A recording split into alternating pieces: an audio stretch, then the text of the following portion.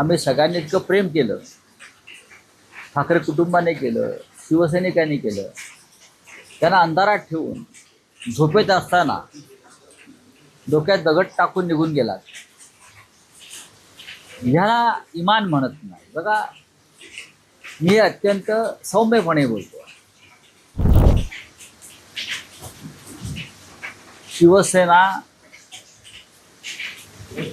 ही कार्यकर्त्यांच्या बळावर उभी आहे आणि गेल्या काही काळामध्ये शिवसेना ही धक्काप्रूफ झालेली आहे. धक्काप्रूफ, शॉकिंग प्रूफ.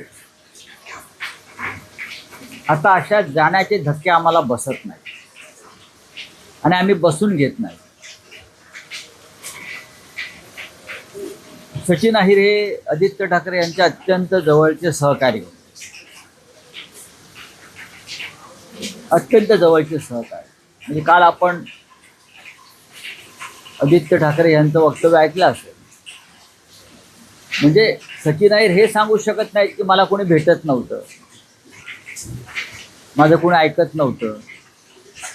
आदित्य ठाकरे आणि सचिन अहिर रोजच भेटत होते. उद्धव साहेब त्यांना भेटत होते. मी असं ऐकलं की त्यांनी काही त्यांच्या सहकाऱ्यांना संदेश पाठवले की पक्ष सोडणं ही माझी अपरिहार्यता, माझ्या पुढल्या वाटचालीसाठी, भवितव्यासाठी, असं ते म्हणाले. मग कार्यकर्ता म्हणून कोणी काम करायचं? शरद पवार साहेबांनाही त्यांनी याच पद्धतीने पुढल्या करिअरसाठी सोडलं. शरद पवारांनी तर त्यांना मातीतून उचलून शिखरावर नेलं होतं, धुळीतून शिखरावर.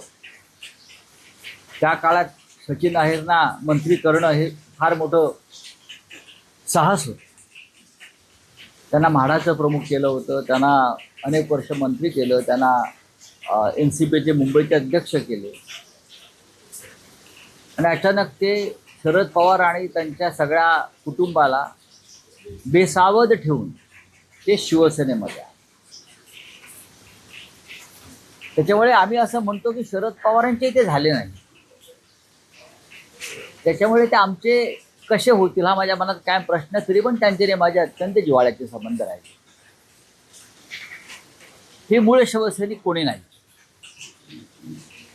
त्याच्यामुळे आम्हाला सगळ्यांना आत्मचिंतनाची गरज आहे. जे का सुनील शिंदे बोलले ते बरोबर आहे.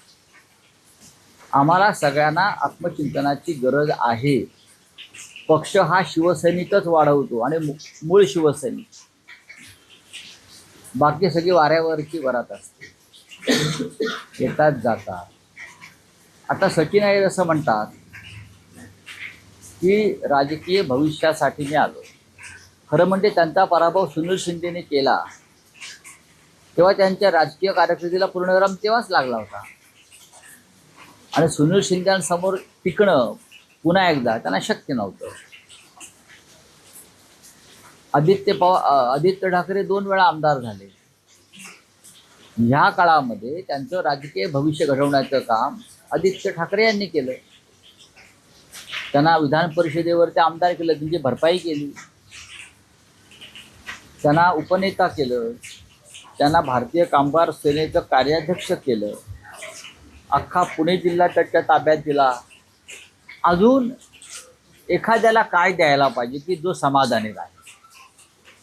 माणसाला समाधानी राहणं ही फार मोठा संस्कार आणि कला आहे. अजून काय मिळावं की त्याला समाधान मिळेल?